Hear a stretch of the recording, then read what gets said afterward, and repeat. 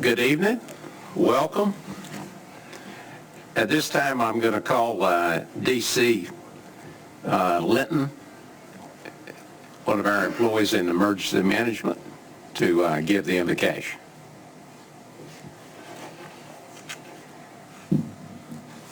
Bow your heads. Heavenly Father, we come before you today with gratitude for opportunity to serve our community. Grant us the wisdom in our decisions, patience in our discussion, and a spirit of unity as we work for the common good. May our actions reflect integrity, fairness, and compassion for those we represent. Bless this meeting and guide the hands in all we do. In Jesus' name, amen. Amen. Thank you, D.C. At this time, I'm going to call the February Board of Commissioners meeting to order, and I'll ask that you stand and we'll have the Pledge of Allegiance, and that'll be led by Commissioner Walker. Please face the flag. I pledge allegiance to the flag of the United States of America and to the republic for which it stands, one nation, under God, indivisible, with liberty and justice for all.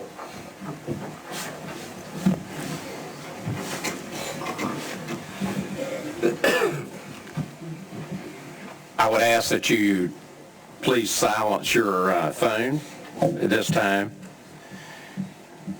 The next item is the conflict of interest disclosure. Does a commissioner have any item that they need to disclose the conflict of interest on the agenda? Hearing none, we'll move to the approval of the agenda. Entertain a motion to approve. Motion to approve. Do I have a second? Second. Okay. All those in favor of the agenda, please raise your right hand. Thank you. Okay, we're down to items for presentation, our service awards. Dolores?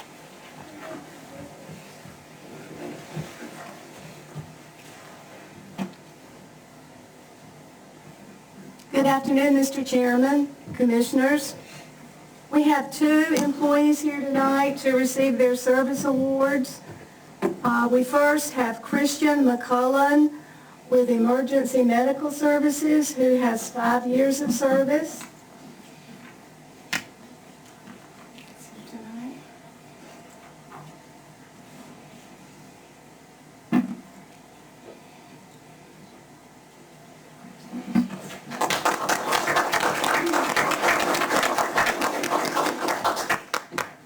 Next, we have Todd Taylor with the Public Works Department with 5 years of service also.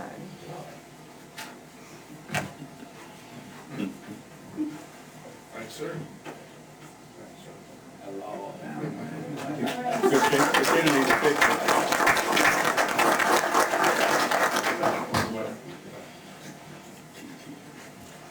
I'd also like to acknowledge Emily Rouse, who could not be here tonight.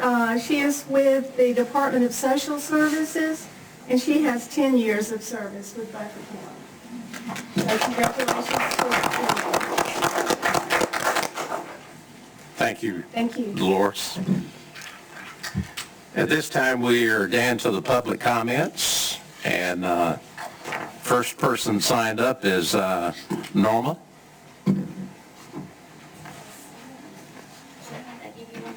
Yes. They'll pass it down. Awesome. Thank you so much.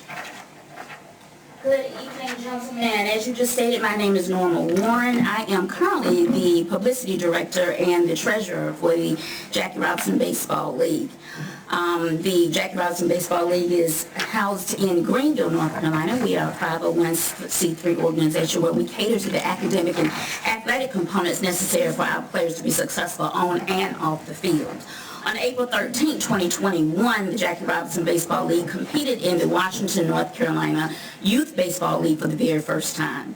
The 12U team competed on one of the McCombs Sports Complex fields, while our 10U team played at home in Greenville at Thomas Foreman Park. While it is always a stretch to navigate the logistics of having 2 teams in 2 different places, we are fortunate enough that we have coaches, players, and parents committed to ensuring our players are on time, dressed, and ready to play. We had played spring ball in Washington Youth Baseball League and have had numerous all-stars representing their league over the last 4 years. And to our knowledge, the partnership was amicable and well respected and received. So imagine our surprise when we inquired this year about returning to the league for spring ball, and after numerous attempts to connect with their league president, we finally received the following, which is what you have in front of you, from their president, Mr. West Overman. And so, in the sake of time, I won't read his responses because you have those in front of you, unless you would like me to do that. But otherwise, when the Jackie Robinson Baseball League was founded in 1991, we chose the West Greenville community because we wanted to be a beacon of light for that community. Our focus was on giving the youth, specifically in the West and South Greenville communities, a safe place to learn the fundamentals of life on and off the field. Are we oblivious to the fact many perceive the West Greenville community as an unsafe environment, as indicated in West Overman's response? No, we are not oblivious to that. However, and because we had not been made aware of any complaints from the Washington Youth Baseball, parents or their coaches, we never imagined the stereotypical rhetoric would be spewed at us from one of them. For the record, and according to bestplaces.net, Washington, North Carolina has a higher rate of violence and property crime compared to the national average. According to recent statistics, the violent crime rate in Washington is 39.1, while Greenville's is 27.6. This means that residents of Washington are more likely to experience violent acts such as assault, robbery, and homicide. The property crime rate in Washington is also significantly higher at 79.7 compared to Greenville's at 55.7. Maybe we should be the ones who felt unsafe during our visits. Instead, we have humbled ourselves over the past 4 years to be as compliant with whatever the Washington League required. We teach our kids the value of good sportsmanship and to be accepting of all people. We are also very much aware of the different degrees of difference in every field, and so whether you're on a little league field, whether you're at a high school field, whether you're at a college field, or whether you're at a professional field, there will be different degrees of amenities made available to you. Gentlemen, I realize the McConnell Sports Complex is under the management of the Washington Recreation and Parks Department, and so many of you are probably thinking, why is she even here and why is she telling me all of this? Excuse me, your 3 minutes is up. Okay, thank you, Mr. Waters. I'm sure that you guys were going to be very compliant on that. The next one is Tanya.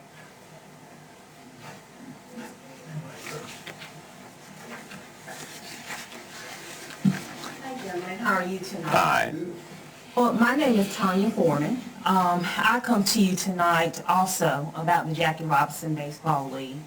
I come to you not just as a citizen and a community organizer, but also as an elected representative of Greenville City Council, and want to share with you, as my colleagues, the elected representatives of Eastern North Carolina, how disappointed and disheartened we were when we got the information that we did from Mr.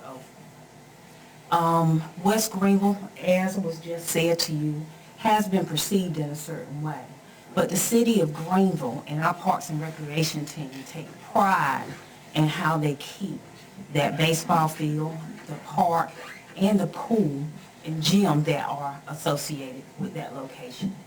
Norma did not read to you some of the things that were said, but I will mention some of the things that were said. That kids should not be exposed to such an area, that it was dangerous, that there was drug paraphernalia in the parking lot and condoms in the parking lot. That has never been the case. That location, the Thomas Foreman Park, is a very well-used park, and it's also a diverse park. Now, the Jackie Robinson Baseball League plays there, but our community pool is also at that location, adjacent to where the baseball field is, and it is one of our most diverse pools in the city. In addition to that, just down the way, about a mile down the road, pretty much in a similar location and surrounded by the same neighborhood, is Guy Smith Stadium, which is where most of our baseball players that participate in the baseball, the national playoffs that they practice, the World Series. And I know you guys have heard about the Baseball World Series and how much Greenville has participated in that over the past successfully, both boys and girls. So I come to you with an ask. I come to you with an ask as a colleague that you will elevate this topic and that we will get some type of solution from this situation, being that we do not want this type of rhetoric between the communities in Eastern North Carolina. I say that with grace and hoping that I'm speaking from my heart to yours on the situation. Again, as a citizen, but also as a representative of the Greenville City Council. Thank you. Thank you. Next one is Rufus.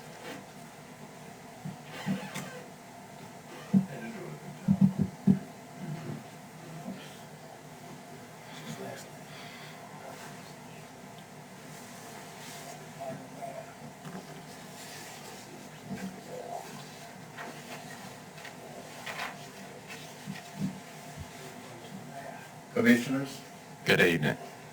good evening. My name is Rufus Huggins. I'm the former mayor, mayor pro tem, and city councilman in the city of Greenville. I am the one who organized the Jackie Robinson League. And we have come a long ways. And this proves we got a long way to go.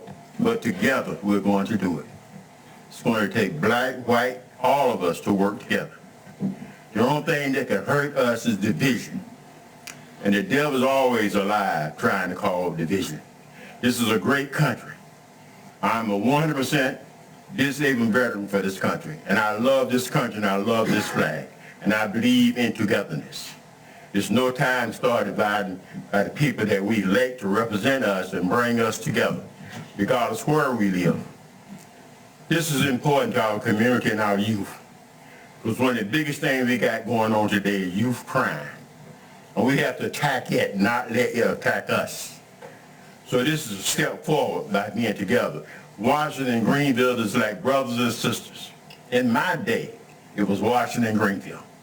We would go to Little Washington, that's what we call Little Washington. Little Washington will come to Greenville.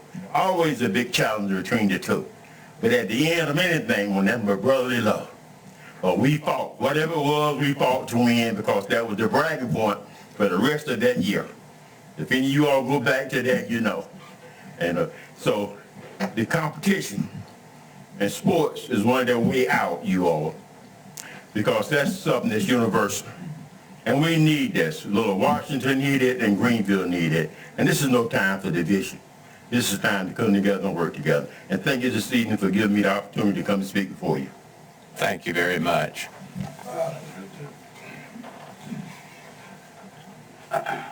Okay, we're down to legislative updates, and I do not see our senator or a representative here. Next is items for consent. Is there any items that Commissioner would love to pull? I'd like to pull item 3. Okay. Work first. Okay, is there any other item that another commissioner would like to pull? I want to make some minor changes to the number 6, the minutes. Okay. All right, so we'll look at that.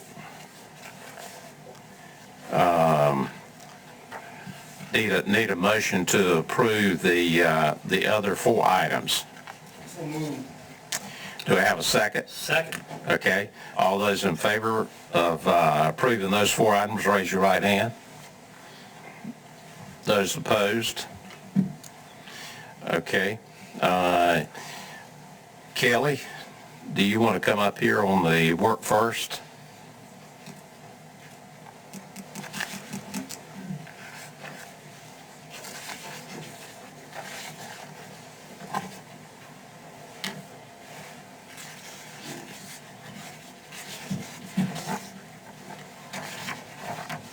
Good. Yes, sir. Excuse me. One of the questions I had is something, you define the conditions within the county that you can get on work first. First, let's tell the public what work first is. Can you tell us what it is? Yeah, so first I would like to kind of just add that this Work First plan is more than just the actual Work First Family Assistance Program. The Work First Family Assistance Program is a program that assists individuals as an actual one-time, once-a-month payment to households that have a child in the home. That payment for one child is $181 a month. As I've stated in the plan, we have 38 Work First Family Assistance cases in Beaufort County. 4 of those cases are actually employment services cases. The other cases are actually cases that is a grandparent, that the majority of them are grandparents or someone that has provided proof of kinship for a child, and they're actually able to receive that monthly payment assistance to help meet the needs for that child each month. Again, for one child, it's $181. For 2 children, it's $236. So for the Work First program, it assists families in order to provide for the needs of their children. For the plan itself, again, it's not just about, it says the name of the plan is the Work First Lecton County plan, but the total plan is to meet the needs of the county and meet the needs of children in Beaufort County. It assists not only just the Work First Family Assistant clients, but it is actually trying to prevent or enable these families to become self-sufficient. And so we look at the plan addresses what the needs are in order for these families to become self-sufficient. So a lot of the Work First plan is working with Lori's staff on the child welfare side, as far as our social workers, in order with some of the preventive services programs that we have as well, in order to meet the needs of these clients. But that Work First Family Assistance is that once a month payment to assist families. Okay. You answered my first question, but that created another question. It says Beaufort County served an average of 703 children at a cost of $353,000 monthly during fiscal year 23-24. If it's 38 children in the program, where do we get to 703? So that is the children that are receiving child care assistance, which is a completely separate program. So under that, in that paragraph, are you referring to page 4? Yes, ma'am, page 4. At the bottom of the page. In that paragraph, it is discussing the child care program. So we are, currently have the 54 licensed child care centers, and that is just an average of children that across the county are receiving child care, which is completely separate from Work First. Okay, now this is a one-time that you can get on this program. So it's a once a month. It's once a month you get on the program. You pay once a month. So so for example, if it's one child, it's $181 per month. For the cases that are what they call the child-only cases, that is the grandparents raising the grandchildren, they can continue to receive that payment until that child turns 18. Now, for the 4 cases that we have are the employment services cases. There is a time clock for those cases where they can receive. It is a state policy of 24 months, a federal policy of 60 months. Therefore, as long as they are required to meet the employment services or employment requirements, if they are able-bodied and able to work, they are only able to receive 24 months of that assistance. Our system, the NCFAS system, it does track that for us, so we are easily able to pull up and see how many months an individual has received that assistance. How does the federal 5-year thing figure into that? So that is the 60-month. If we are able to verify with any other, if an individual moves to Beaufort County from another state, we can reach out to that state to verify if they have applied for assistance, if they have received any Work First Family Assistance in that state. And so they're only able to receive 60 months federally. Federally, okay. Was the federal pay less than the state pay? I'm unsure about the other monthly amounts for the other states. Okay, but how much of the $181 do we get as a federal grant? Any? Or does the state provide that money? As far as I know, that is state funded. Okay. So there's a little bit of confusion in my mind between the federal and the state, but we never pay more than 24 months, and then you're off of it for how long before you can reapply? So that 24 months is if they are only able to meet the work requirements. If we have an individual that is applied for assistance and they are not able to work, some individuals are just not able to, and so they may have filed for Social Security disability, they may have filed for SSI. It could be for various reasons that they are not able to work. That 24-month time clock does not apply to individuals that are not able to work. But if there's a working parent in the household, they're required to apply with NC Works and other places in order to seek employment. If they are able to work, we may do an orientation with that family to see what the needs are. They may be able to work, but they may need some interviewing skills, or they may need additional classes at the community college. But if they are able to work, we have an employment services caseworker that works with that family to see, it could be some families may need a referral to vocational rehabilitation. It just depends on what the individual's needs are, but we do refer them to NC Works, to the community college, so there's different places within the county that we refer them to depending on the need of that family. Okay, I think you've answered my question. Okay, anyone else have a question?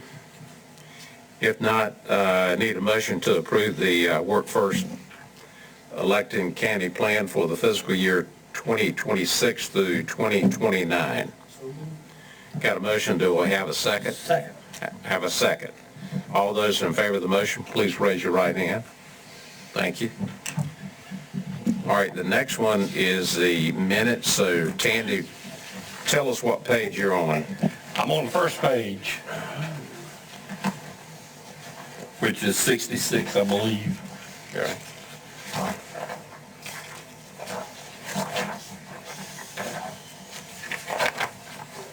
All right. Yeah, I believe I was here, not Mr. Reb Holtz. So that's the first one. Okay. I'm just being a little picky. And the other one is, I realize I have a southern drawl, and I don't know what AI unit is being used, but on the last page under Commissioner comments, when I was talking about Jesse Powers Jr., he is Mr. Belt Tyler and not Belt Tower. If you could correct that, I would appreciate that. Other than that, I'm good. Okay, we need a separate motion now to approve the minutes. I make a motion we approve the minutes. Do I have a second? I'll second it. All right, we got a second. All those in favor of the corrections to the minutes, raise your right hand. Thank you. Okay, the next item is the Public Works, and that's the Southside water expansion and well improvement. Christina.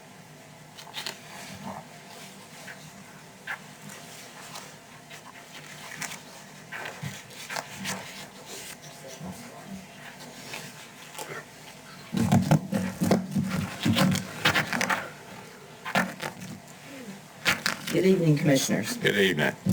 The first item that I'd like to present to you this evening is regarding the Southside Water Treatment Plant expansion and well improvements. It's presenting a supplemental funding request. For those of you that have been here, you may recall that we've spoken about this project numerous times. And Commissioner Dunn, I apologize, the snow came in, so the Water Committee meeting had to be canceled. But in order to keep this project moving and to keep on schedule, we're presenting it before the full board. So this item's been discussed numerous times, but we're finally, the engineer McDavid Associates was able to pull together the final information and get final instruction from Division of Water Infrastructure, which is our funding agency, as well as instruction from the Local Government Commission. So we had a lot of ducks that we needed to kind of all line up, and they finally aligned, and then the snow came, so we had to cancel. So, but again, this agenda item is regarding the Southside Water Treatment Plant expansion and the need for supplemental funding. I know that one commissioner expressed concern regarding the project and regarding the amount of money. I want you to know that I also share that concern. That's part of the reason why it has taken quite a bit of time in order to work through this. So Public Works staff, as well as McDavid Associates, as well as the contractor TA11, we've gone back and forth numerous times looking for cost reductions, scope reductions, in order to get the price as low as we can. A little bit of history on this project, as far as the need of the project, it goes all the way back to previous of 2012. I started here in 2013, so a lot of this predates me, but this portion of work was actually part of the river crossing project that was done. So again, if those of you that were here, you will remember there was issues with availability of water from the city of Washington, and trying to determine what was the best way to move forward. So this is back in probably 2010, 2011, and up into, so by 2012, the board voted to apply for funding and then ultimately approve the project to put in a 12-inch transmission line from the south side of the river to go and to feed the north side of the river. So it goes from District 6, which is the south side, to District 1, which is the northeastern side. The Plymouth Booster Pump Station is located just at the end of 3rd Street. So again, that booster pump station was built as part of that project. So this plant expansion was actually a part of that original scope. So if you're putting in a transmission main, you have to be able to produce the water to fill the transmission main. So the upgrade and the addition of the trains at the plant was part of that original project. When that project was bid, it came in over budget, so there was a scope reduction that was done, and this portion of the work was removed from that contract. So we put in the transmission main, which is putting in the line from the Southside Water Treatment Plant across from Southside High School, down Highway 33, boards underneath the river, and comes up at the end of 3rd Street, and then ties into our existing system to fill the elevated storage tank on Cherry Run Road. So again, that's a little bit of the history. So this project and this work has been in the works since that time. Because it was removed then back in 2016, we went back for additional funding in order to complete it, and that is the current project that we're working on. So the project was bid, it was awarded, some of the work was starting to be completed, and then COVID hit. So when COVID hit, we ran into the issues with the material supply chain being totally shut down, cost escalation, and numerous other issues combined with that. So coming back, TA11 was requesting supplemental funding in order for us to complete this project and finish the project. And again, the amount going back and forth, we've worked with Division of Water Infrastructure, we've applied for additional grants and loans, and we were told that we were not eligible for additional grants, but we were eligible for 0% interest loans. And so that is what is presented to you tonight and has been discussed previously in the water committees. So again, going back to your agenda item, it says a supplemental funding request of $1,950,000 is recommended or requested for board approval. Following board approval, a supplemental request will be filed with the funding agency, which is Division of Water Infrastructure, and then considered for approval by the local government commission. It is anticipated that the county will receive an offer of supplemental funding in the form of a loan with 0% interest for 20 years.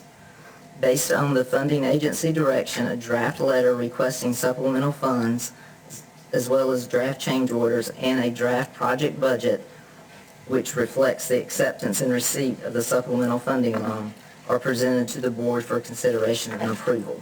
So in your agenda packet, behind the abstract, you will see the letter requesting the formal request for the supplemental funding, which would be signed by the chairman.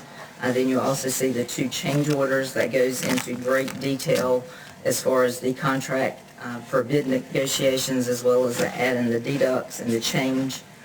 And then you'll also see the budget amendment request. So again, this has been, there's a lot of history. And each and every time that either I have presented or Rich with McDavid Associates has presented, we've given lots of information trying to track everything to make sure that there's a clear paper trail. And so this is where we are, and hoping and requesting approval for the supplemental funding so that we can complete this project and move on to other items that need attention. Motion to approve. That thing's been going for 13 years. Do I have a second? I'll second the motion. Now it's open, floor's open for discussion. Okay. I understand that you said you had a couple of change orders during this 13-year period. Okay, and is that what's driving the price? Well, the change orders are the request for the additional funding. Okay.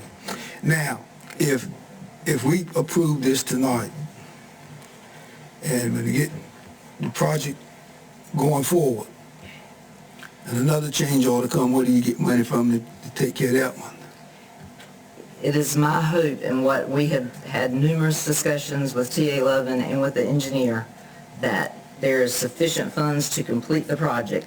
The only change order I want to bring back to you again is a final adjusting change order, which is just moving things around, perhaps if there's more inspection than administration or something like that. But there's currently, this change order does include a contingency amount of, next page, of $43,000. So there should not be anything major, but if there's any minor changes or quantities, that $43,000 would be sufficient to cover it. And another question, what's the timeline that he's going to have this project complete? Yes, sir. If you look at the change orders, it is currently,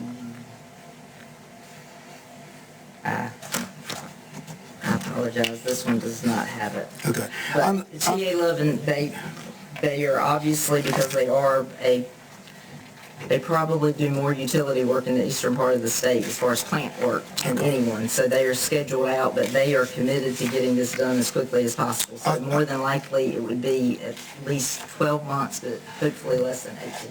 I understand you put a lot of work in this project, but I still, one other question that bothers me is what happened if we don't do it? We've been 13 years and hadn't had any problems, so what happened if we don't do it? I understand that. If we don't do it, we've already expended over $600,000 towards this. So if we do not do it now, it will be needed to be done in the future. And so that money will have just been lost. So because if we cancel the project now and then in the future when it needs to be done again because of needed supply, it has to start over basically from scratch because regulations change, the engineering and everything would have to start over, the permits and everything would have to be applied for again, we'd have to pay those fees again, the closing costs for the loans that we've already done, we would lose those funds as well, we'd have to pay that again, so there would be quite a bit of expense that would have to be paid twice. Chairman. Yes, sir. As I understand, to be perfectly candid, this is water that we don't need today, but one of the reasons we're doing this is to back up the present water system that we have should a well fail, which takes quite a while to get going again. And the cost, everything is paid for with grants, even though this is an expensive project, except the 1.9 million that we're asking for the 0% loan for. Or we have paid it out of our pocket today. No, we already, a portion of the original award was a loan as well. Okay. So we have to pay that. Still have that principal loan. back. Yes, sir. I understand that there's an opportunity that by making more water on the south side with our water line under the river, there is an opportunity that we would buy less water from the city of Washington. Yes, sir. And that will offset these loan payments somewhat that we're talking about. So there is an economic advantage using government financing numbers, which don't work like they do for the rest of us. Oh, we're only concerned with repaying the loan. So there's an opportunity for those loan payments to be offset somewhat by using more water from the south side and buying less water from the city of Washington. So it makes us less dependent on the city of Washington. As it relates to the debt service, Anita, I'm assuming that it comes from an increase in the water rate for all 14,000 customers? Yeah, I don't think that'll be necessary to have an increase in our water rates. We had a slight surplus last year. Of course, we're just starting the budget process for next year. And Right. don't quite know what those numbers look like yet. But the additional debt service should be about $100,000 a year on the additional 1.9 million loan over 20 years, and I'm thinking we can absorb that. Okay. Thank you. Any other questions? I have one question. And I know when you got started with this some time ago, this was not a consideration, but in view and light of what we've seen happen in California, where they haven't had enough water to fight fires, and things are very poorly planned, I'm just hoping that we will not fall into the same trap that they've fallen into. They have a lot of woods. They have a lot of woodsy areas. We have a lot of woodsy areas. Their area gets a lot drier than we do here, which of course creates a tinderbox. We do have our dry periods. We've had 3 droughts over the last 4 years. But still, we do have more rain, more water, and it would be, with all the water we do have here in eastern North Carolina, I'm wondering, are we going to be prepared in the event that we have massive wildfires? Are we going to be in good shape with the water lines that we have? Are there some trunk water lines that will be able to handle pumping enough water to help in dispersing the fires? I do not have a crystal ball, so I can't tell you exactly what would happen, but in the chance that we were to have massive wildfires, which is, I believe, the term you used, our water system is not a fire protection water system. So we do have large trunk lines that go along the main highways, and then our emergency management office, in conjunction with our local fire departments, they also have worked to develop systems of water shuttling. So they utilize the large amount of surface water that we have in the county, the creeks and the rivers, and please correct me if I'm saying anything incorrect, but I would suspect, again, we would produce as much water as we could produce to assist them, but they would also be utilizing other sources to maximize the water that they were able to put actually on the fire. So you're saying that we would have some lines we could use along the major byways? Yes, sir, we always do, just as we do now. Yeah. We have the large lines that have the hydrants, and so they're able to pull from those if they need to. But again, we are not a fire protection system, so there's Yes, not a I realize guarantee. that. Because of the additional cost to when they first installed the system, that they were unable to put 6-inch lines or larger throughout Beaufort County. What do we have, 4-inch lines mostly? I'm not going to say mostly. I'm not sure there's one that's the one size that we have greater than the other, maybe the 6-inch. But again, we have so many spur lines that run off of it and then dead end at the water on both the north and the south side. So, those are 4-inch and down. And from a water quality standpoint, because we are a drinking water system, you can't put 2 houses on a 6-inch line, because then the water quality would get stagnant and stale, and then we would have other issues as far as drinking and the safety of the water. So everybody knows where those lines are, how they can be accessed and used. All of the people that need to know, the volunteer fire departments are aware. So we work closely with emergency management and the volunteer fire departments, and the hydrants that are on. They are flushing hydrants because they're on a drinking water system, but they are available for use to the fire departments in order to save, life and safety and that type of thing. So. And I guess our emergency systems has what we need in order to get water from our surface areas, and enough water. Again, I'll let them speak if you want specifics, but I will tell you that they do quite a bit of training, and they call it shuttling, so that they're able to, they They plan that, schedule that, do the training, all of the different departments working together and keeping track and things like that. I feel very confident in the capabilities of the volunteer firefighters in Beaufort County. So I won't have to bring this up again at a later date. If we could just get a few minutes from Chris, if you could speak. I'm just curious. I mean, I'm just trying to save time for future. If we got a motion on the floor as it relates to this, I think we talked about that part enough. Is there any other questions that relates to, I mean, the whole purpose is to have that backup well. Call the question. Okay. All those in favor of the motion, please raise your right hand. Those opposed? All right. The second item that I have to present to you this evening is also regarding the Water Division. And unfortunately, we had a Beaufort County water employee that was involved in a vehicle accident on December the 19th of 2024. Thankfully, the employee only sustained minor injuries, which is really miraculous if you look at the vehicle. But the vehicle, minor injuries, he is recuperated and he returned to work. So that's the most important part of this presentation. However, the 2021 Chevy Silverado truck that he was driving did not fare so well, but it protected him, so that's the important thing. It received heavy damage and is considered totaled by insurance.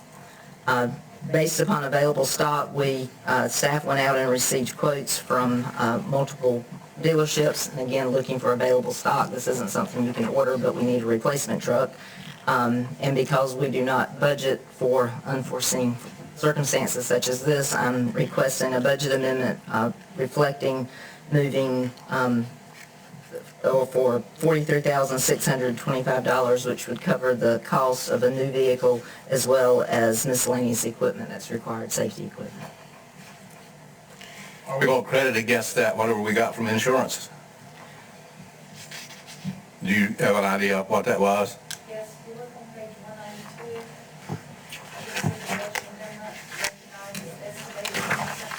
Feeds of $45,625. Oh, wow, okay. Was this a two-car accident or a single-car accident? At least two cars. Was I think anybody charged? that was more than there was three. It was a very busy, December 19th, it was a very busy time. That was the one on River Road. Yes, sir, on River Road, there was another one. It was a hard hit. Fatality, so it was. Was anybody charged in the accident? I'm not sure about that. I have not seen. We should know whether our Well, no. employee was charged or not. No, our employee was not charged. Okay. Our employee was driving down the road, doing what he needed to be doing, going straight, and he was involved in an accident. Okay, we had a motion. Do you want a second? Okay. Who made it first? Did you? I did. Okay. All right. I thought I heard it over here. Okay. I'll second. Got a second by Tandy. All those in favor of the purchase of the new truck, raise your right hand. Thank you.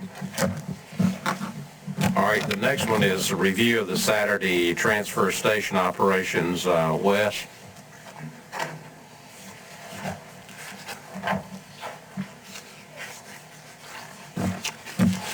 Good evening, Commissioners. This is a follow-up to our presentation last month regarding the transfer station operations on Saturdays. As requested, we went back to Republic Services with some questions, very quickly received some answers, and have also continued to monitor the activity as well, so I'll present a little bit on all of that.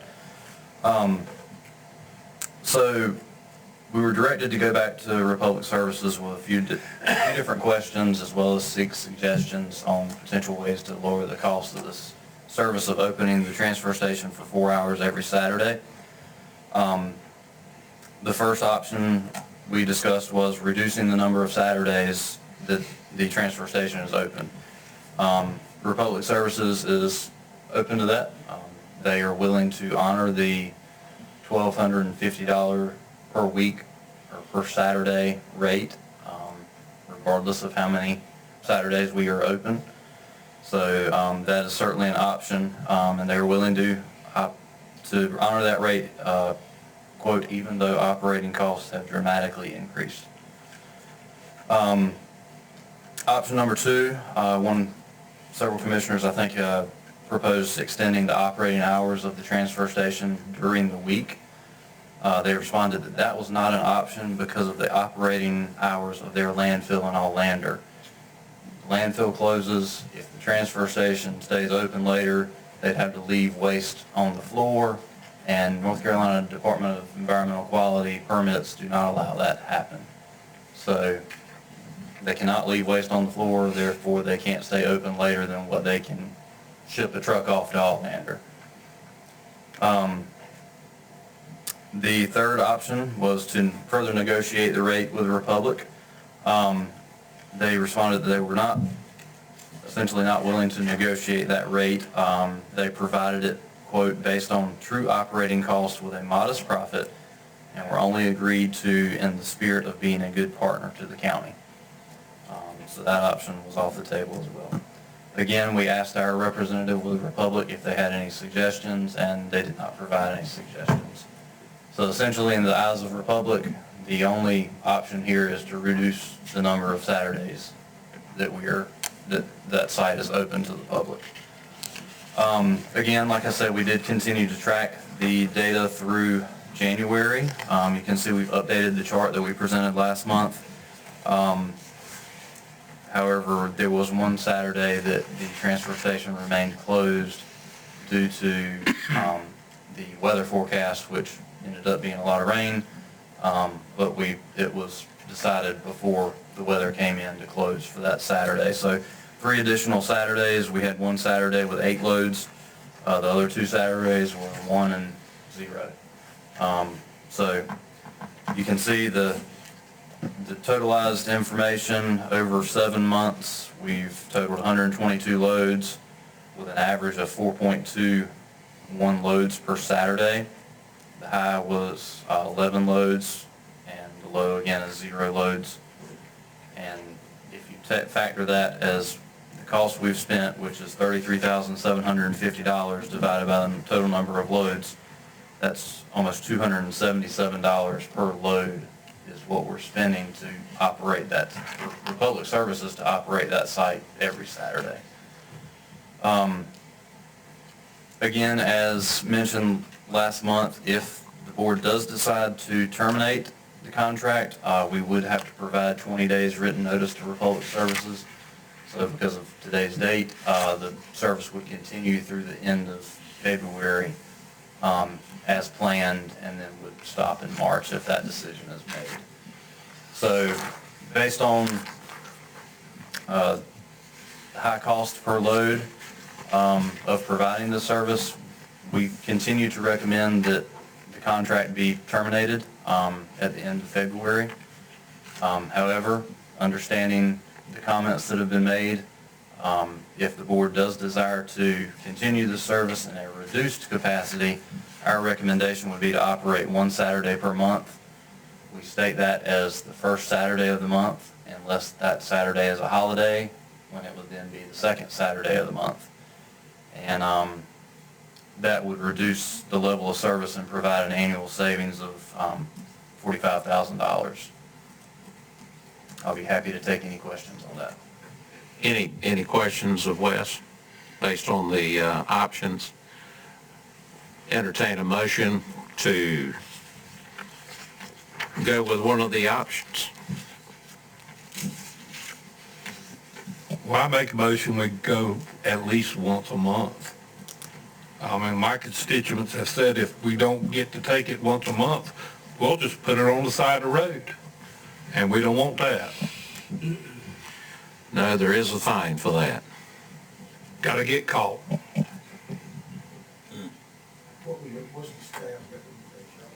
Our recommendation, if we are continuing the service, would be to be open 1 Saturday per month, which we would advertise, of course, this is assuming Republic does agreement with, I don't think they would care, that it would be the first Saturday of the month, unless there's a major holiday that falls on that Saturday, in which case it would then be the second Saturday. Rarely is that going to happen. You're talking your 4th of July's and your New Year's days. A lot of the holidays are later in the month. We still have problems with people at our convenience sites where they're open 6 days and closed 1 day. All the time. And they forget. All the time. I just think that being open 1 day does not solve the problem, and that I thought there'd be more usage than what we got. Well, I think usage will improve with time. Once you open it and advertise it, people will start setting their schedule for that. It's going to take some time for that to happen, but I don't have a problem with serving the homeowner with the 1 day a month. And so I second Tandy's motion. Any other questions of Wes? All right, all those in favor of keeping it open on the first Saturday of each month, raise your right hand. Those opposed? All right, we will have that discussion with Republic, and in my discussions with them, they were not going to hold us, well, at this point it doesn't matter because it's already after. Well, it would matter. They were not going to hold us to the 20 days if we were just going to make a change to the schedule. So unless y'all want it to continue through February as scheduled, we will go with the first Saturday in March as the next time it's open. Everybody in agreement? Okay. Okay. Signage, advertising is a great idea. We'll definitely make sure to push it out. We can definitely work on some signage as well. It'll be on county website. It's been on the county website since the start of it. It was pushed out on Facebook. I believe there was a news article. We'll make sure to push it out there as best we can. And you'll keep monitoring as good as you have been, because if we still see negative feedback or usage, we'll terminate it then. I don't see any reason the Republic won't be willing to provide the same reports they've been providing. They've got to track it anyway because they've charged. You want to move into solid waste mega sites? Certainly. So since 2001, we have been working with the engineering company Garrett and Moore Incorporated, and they have been assisting us with studying our solid waste program and planning for future, and which is also involved the solid waste mega sites. As we are proceeding with the acquisition process for 2 parcels of land for that, it's time that we revisit what we visited before and talk about the next phases of the engineering of these 2 sites. Attached to the agenda item is the proposed task order from Garrett and Moore detailing the tasks necessary to accomplish the final design. Obviously, we have a conceptual design, but they've got to, go through the construction drawings and everything. Permitting, the procurement, and the construction administration and construction inspection of these projects. Garrett and Moore has provided an estimated fee for their services, as well as any proposed need of any sub-consultants to accomplish those tasks. And that chart is included on the last page of their task order. Tasks 1 through 6 in the document represent the design and permitting phase of the project, and tasks 7 through 15 are the procurement and construction phase. Please note that there are not any construction costs included in this proposal. This is only engineering, inspection, things like that, permitting, things like that. So I've provided a summary of the costs below. So design and permitting is $162,980. Procurement and construction is $202,659, and that totals up to $365,639. One item of note is the sub-consultant fees, their budget numbers. So if we don't reach that, obviously it won't be spent. So there is there are some estimates in there, but that's what we've got at this time. Staff would recommend that we go ahead and approve this task order so that as we're finalizing this property acquisition, we can be moving forward with the next steps and not have a further delay in the process. As a part of that, the board would need to determine the funding source for the project. So the only thing that's going to be in addition to the $365,000 would be the actual construction cost And the land purchase. and the land purchase. So, but this included the, if I understood it correctly, the inspections and administrative Yes, sir. Expenses for the engineering firm all the way to the end. Yes, sir. Okay. And everywhere from conducting a topographic survey up through final inspection and contract closeout. Can we use surplus of ARPA funds to pay for that? It's a public works project.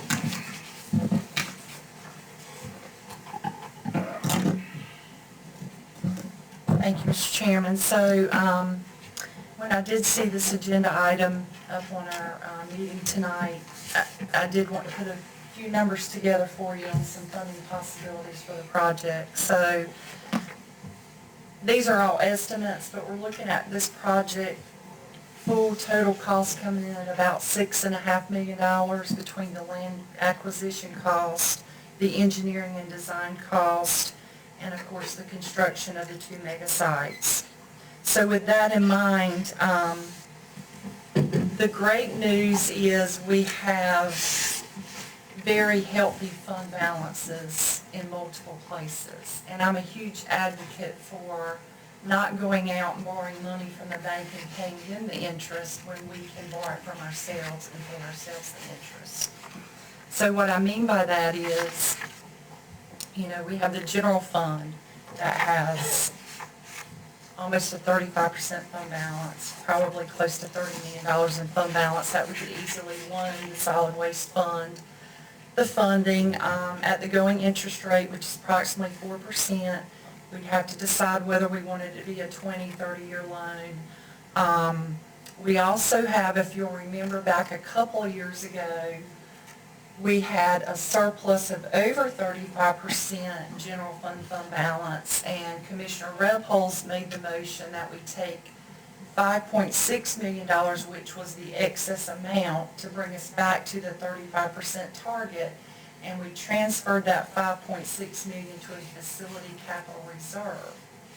So there's an opportunity to loan the solid waste money out of that facility capital reserve and have it pay it back at the 4% going interest rate as well. You did mention ARPA funds, Commissioner Richardson. I do have a handout in front of you of the remaining ARPA funds because my thoughts are just as yours. I think it would be completely appropriate to use ARPA funds as a gift to the solid waste fund for some portion of the project. I think my thoughts are, or my recommendation would be, you could give them the approximate $950,000. You can see we've got $1.753 million left available for spending that's unallocated. We could give them the $950,000 that would cover the land acquisition and the engineering services as a gift, kind of like we did with the water fund to fund some of their projects.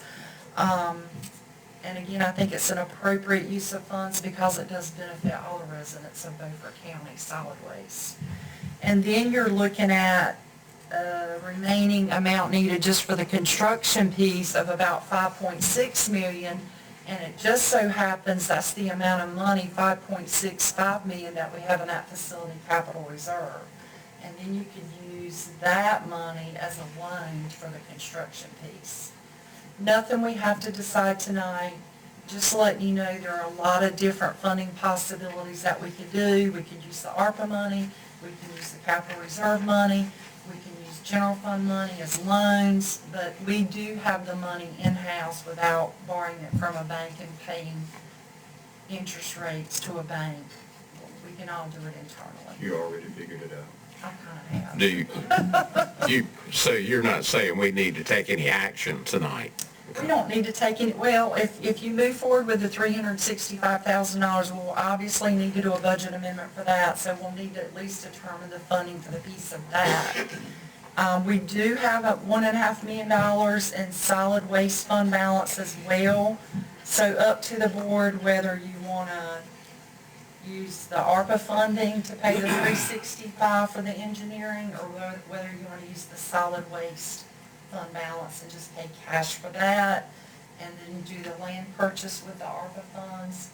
Like I said, we got lots of options. When you got money in the bank and you've saved for this kind of thing, you got wonderful options to choose from. If we're going forward with this project, we don't need to keep delaying approving the engineering fees, because one excuse after another, bad things always happen.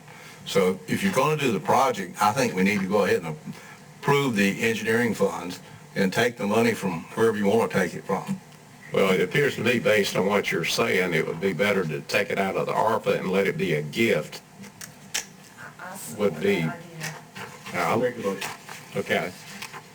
I'll second. Got a motion and a second to take the engineering fees, the engineering fees total for design and permitting and the construction part of it, $365,639, and that we take that as a gift from the ARPA fund of the same amount of money. Okay. All right. Any questions of Anita before we take a vote? All right. All those in favor, raise your right hand. Does that take care of everything on that?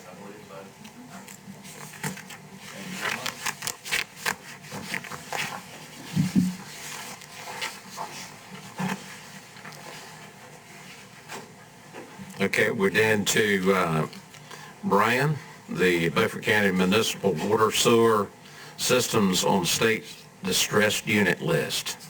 Thank you, Mr. Chair, members of the board. As the board is clearly aware, there are 7 municipalities in Beaufort County. 5 of those municipalities provide water and sewer services to their residents. 4 of those units are on the North Carolina Department of Environmental Quality's distressed list. The 4 of the 5 are struggling and have been identified by the state as needing assistance. It puts them on the list for additional assistance and additional work. We've had some conversations with DEQ with their viable utilities unit. We've included the Middies Commission on those conversations, and we've reached out to the municipalities as well as the largest municipality, Washington, which is not on the list. I wanted to talk to you about this because I don't want to get too far down the road without the board saying, okay, that sounds like a good idea. The state has what's called merger regionalization feasibility grants. They call them MRF grants. Those grants don't come into place until the fall. And what they look for, and they're $50,000 grants. I don't believe there's any match to them. And the state takes care of that. And what they do is they look at the units to determine what they have and is there a possibility. It's a feasibility study. Is there something that can be done with those units as a whole or as a group in either a sharing of resources, a consolidation of resources, all the way up to a conglomeration of pulling together like an authority that would handle all of it. But the first step is to identify it and look at it and see, are there opportunities? Are there opportunities to do interconnects to help utilities? Are there opportunities to look at shared management structures? The biggest piece in any of this, as you move forward after a feasibility study, is obviously the governance. That's the biggest nut to crack. If you can get the governance piece straight, then you can make some things happen. But this is the first step to doing that.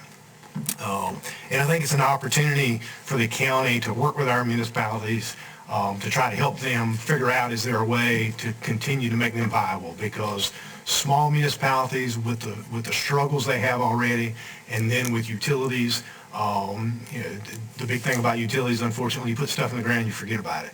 And it's got to be looked after, there's got to be maintenance on it, and it becomes a struggle sometimes. And, we've had some consolidation or some shared resources. The town of Bath got a grant to try to bring a force main back to the city of Washington to help with that, because they were where they had a moratorium and couldn't do anything. So this is an opportunity to move forward and see if we can apply and become a recipient of one of those MRF grants, so that you hire an engineering firm to come in and study it and say, here are some opportunities that would help provide some relief to some of those municipalities, or all the way up to the point where you'd say, whether it was resource sharing, all the way to the point where it could be an authority. And of course, let me say it right now, this is not an attempt to try to take over municipalities. Absolutely not. This is an opportunity to look at what the challenges are, and are there ways to help fix those challenges and work with those challenges. So I want to bring that to the board's attention. And see your thoughts on it. I think it's a great opportunity. If we don't help our municipalities and work together, it will be a detriment to Beaufort County as a whole. So I'll answer any questions you may have. Okay, the floor is open for questions. Who are the 4 municipalities? The 4 municipalities on the list are Aurora, Bath, Belhaven, and Chocowinity. Washington's the only one who's not on the distressed list. But we have partnered with Chocowinity. The city of Washington has partnered with Chocowinity in what they're doing. Aurora has always been a struggle. Belhaven should be in better shape than it is, simply because of the grants they've had in the past and the new treatment plant that was built several years ago, and the system that the county built down there with a grant. I'm gonna say something that is gonna sound cruel, but somebody said it to me one time when they were talking about licensing of professionals.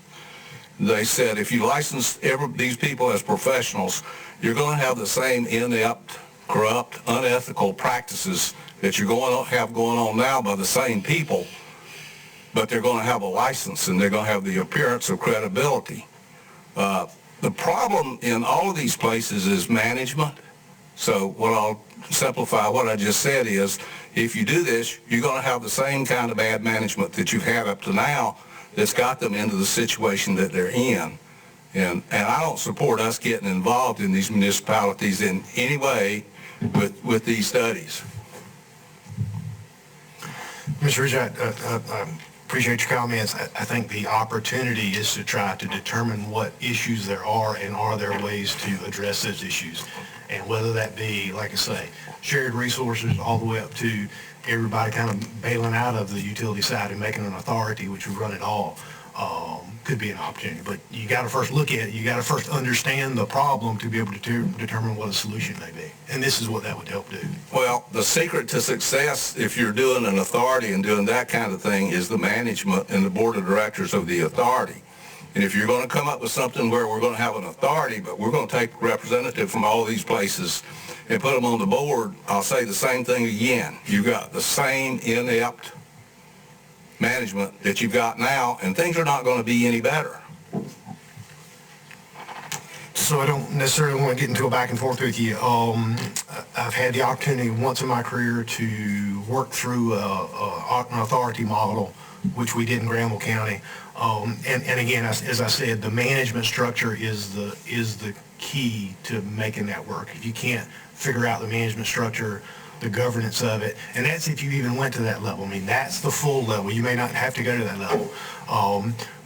Because water, sewer, not necessarily water, sewer drives development, and you've got to be able to have representation. You got to have a good shared governance so that things would work. But, I mean, that's what this all would determine for you, and figure out, is there an opportunity or is there not an opportunity? That study may say, no, there's no opportunity. You can't do anything with this. Forget it. But at least we know where we are. and this is not cost out of the county, but it is an opportunity for the county to try to help our municipalities and help the county as a whole, because as our municipalities go, so does our county. Mr. Manager, what you asking tonight is just for the study. There's no action, I mean, that's all it is just a study. Is that correct? So what I'm not really, I'm just putting it out there. I'm putting it out there to say this is an opportunity I'd like for us to pursue. We're still having conversations with municipalities. We're still having conversations with folks from the Viable Utilities Unit.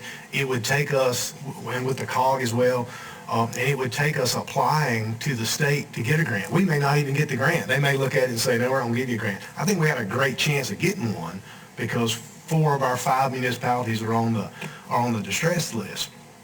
And the state is trying to help figure that out. So I think we got a good opportunity. But I don't want to go down that road if a majority of this board says we don't want to go down that road. Well, I don't have a problem with just pursuing the study and finding out where the problems really are. I mean, it's nothing binding if it come back and say that all of them have it, but at least we will know what to tell them when they come to us, or if they ever come to us. They may never come to us, but it might be some information that could help them improve their situation. So I don't have a problem with it. I mean, I'd make a motion to do the study if it don't cost us anything. Second. Okay, I got a motion and a second. Any other questions? So again, let me clarify, we would apply, we would continue to work, and if it were available, we'd apply for it. And it's not guaranteed that we'd get it. Okay. I just truly believe that knowledge is power. I mean, the more you know, the better off you are. So I think it's an excellent idea. Well, for someone who deals with this, water systems and sewer systems, the knowledge is already there. Everybody knows what's wrong with these systems. It's the management that's the problem, and doing a study to tell us something that we already know is not going to make us any more powerful than we are now. And I think we need to keep our nose out of these municipalities' business and let them solve their own problems. It's not up to us. If you create an authority, you have an opportunity. I know how politics work in Beaufort County. You're going to wind up with the same bad actors sitting on these boards that don't know what they're doing now are going to be the people that are on these boards. You're going to be no better off than you are right now. Leave it alone. Anyone else have anything before we take a vote? Just let me say one thing, because I want to be really careful about this, because last time we had a conversation that started out, I got accused of trying to take over every EMS system in the county when we were just starting to talk about EMS. So what I want to be clear about, this is not us trying to do something to take over anybody. It's not necessarily saying you want to form an authority.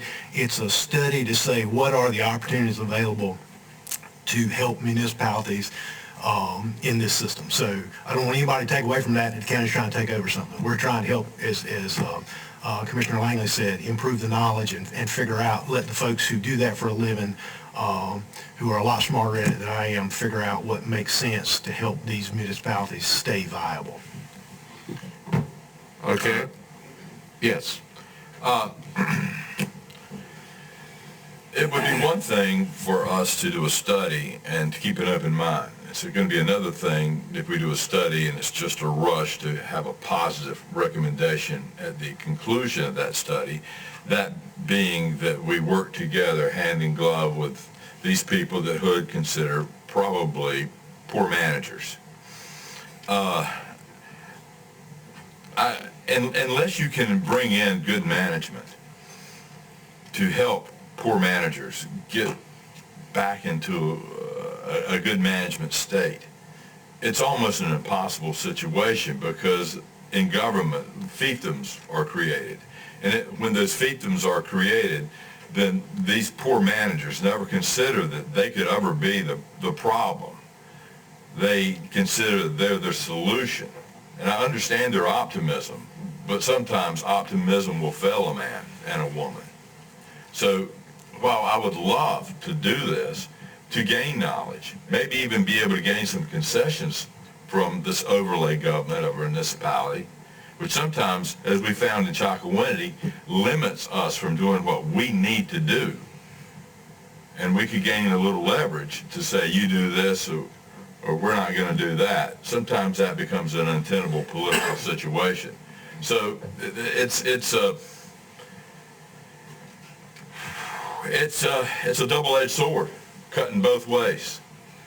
And I don't know how to vote on this. I really don't.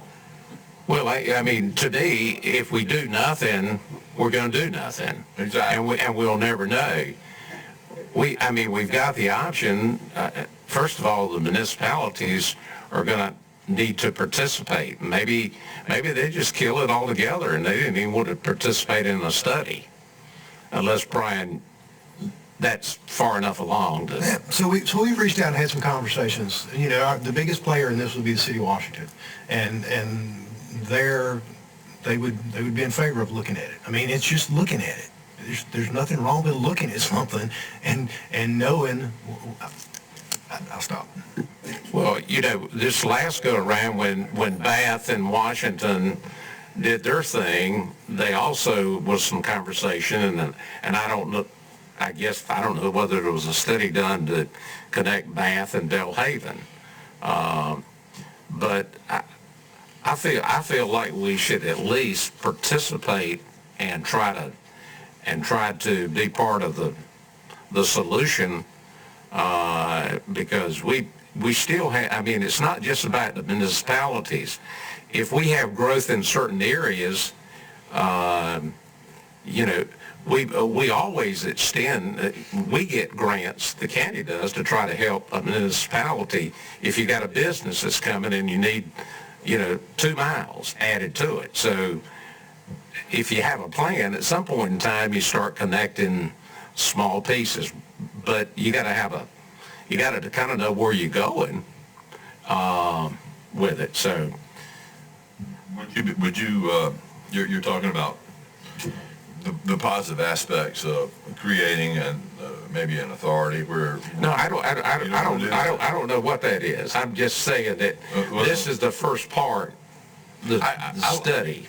You know, with what's going on in General Assembly with ETJs right now, and, I would, if the county could put together an authority to work outside of the ETJs, if these ETJs are shrinking and the county could have more authority over more space, and if we ourselves could have the confidence amongst ourselves that we could even manage, I mean, that would be a very noble effort. But to go to overlay governments and say, what do you guys think? They're going to say, yeah, we want to do it. We think it's a great idea. Well, the benefit will be that they will receive money. They will get money from the county as a granting authority. Eventually, we're going to pay some money somewhere. And then they'll get money from the state. And it might work, it might not work. But if it doesn't work, once again, you run the risk of creating a greater fiefdom in that area. Well, this is not about, I mean, all we're talking about right now is seeing whether we move forward. Yeah, but, Hood's looking about 2 or 3 years down the road. I know how he does. I'm wondering, should we look 2 or 3 years down the road as well, rather than say, yeah, sure, why not? It's free money. Okay, all right. Well, several good reasons for us not doing this. Number one, it's none of our business. Number two, these people are access the same grants after the study. They're going to access the same grants that they access now. So you come back to a management situation. And if you created an authority over the county with these 4 units in it, you're right away you're going to start having political problems. And as a county commissioner, it's none of my business what these municipalities do. I want to leave them alone, let them manage their own stuff. Aurora has been on the edge for as long as I've been in Beaufort County. Since 1980, their system was failing when I first got here. Belhaven got a grant and built a treatment plant, which still has some surplus capacity in it. And then the county got a grant, which I voted against, and took in sewage area all the way up to Terracea School, a lot of area, and didn't have a treatment plant, but made a deal with Belhaven to take the sewage. And guess what happened? It failed financially within 2 or 3 years. Do you know why? Because people wouldn't pay their sewage bills. They had a sewer bill. They wouldn't pay it. You're dabbling in crap, and you need to leave it alone, because you're going to get it all over you before it's over with. It's a bad idea. Okay. All those in favor of the motion, raise your right hand. Those opposed? All right. Brian? Okay, why don't we go ahead and take a break? It's 10 minutes too. Unless you guys want to go all the way through.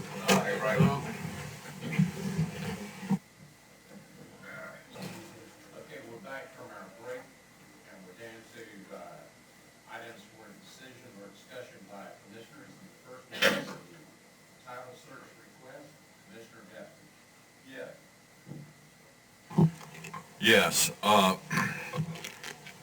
not meaning to harken back to the special call meeting that we had a few weeks ago. I mean, whatever I suggest now, to some may seem that we are closing the barn door at the proverbial horse has galloped off.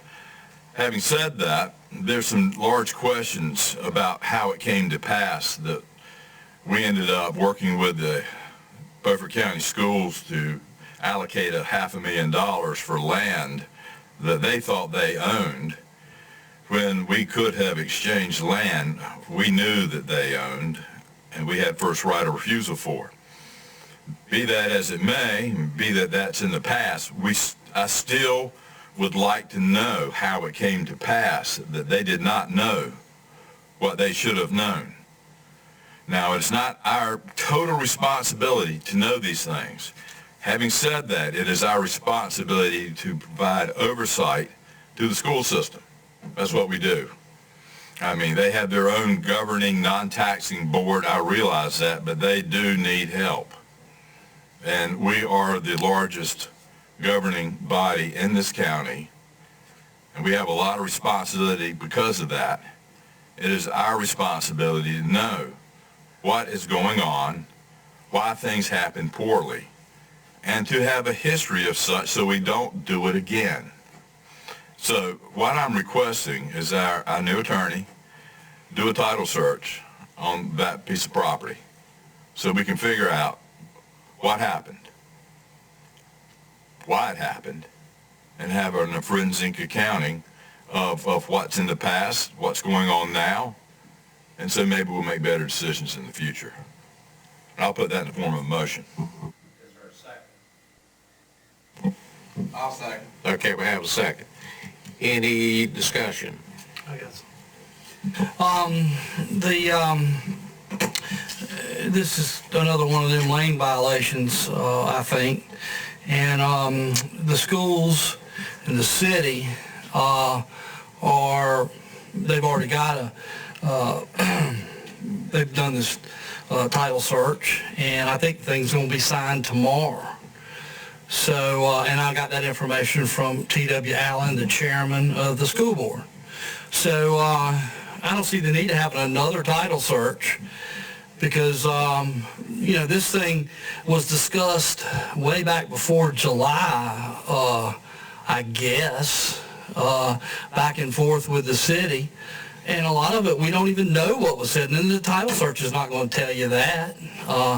The discussion that they had between themselves, but once again, we stayed out of it, and they came to a conclusion. I think it was the right conclusion. I hated like heck to have to spend the money, but at one point they were going to give the property to us or to the schools, and so that didn't fall that fell through, so I had to pay for it. And I think that's the best way to do it because we can move on.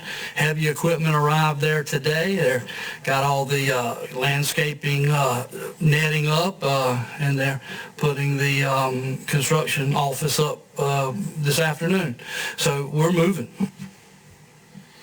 Any other discussion? Well, the interesting thing about all of this is the stories that are told about what went on between the city and the school board, and the simple truth of the matter from, I've talked to several people with the city, is that the school board would never agree to anything. What the city really wanted was the rights to the park, Kugler Field, so that they could improve the field. And that wasn't even presented to commissioners, so I'm a little bit concerned about that. This whole issue with the superintendent negotiating for the land and the superintendent deciding what the land was worth, it's not even unethical. Some of it is illegal. He's not an appraiser. Nobody authorized him to negotiate the value of that land. So the whole thing stinks to high heaven, because what the superintendent was wanting to do was to tear down the service buildings that are over on the campus where the Eastern Elementary School is going to be built, so he could have a pristine campus and make himself look good. Well, that's another $7 million. It's about $5 million to tear the buildings down and another $2 million in other expenses. These commissioners blocked themselves off from being involved in this. When the email was sent from the county to the city saying the commissioners were not being involved, and when the chairman and the vice chairman were invited to the meeting to resolve the issue, and they never notified the rest of the commissioners, at best it's unethical.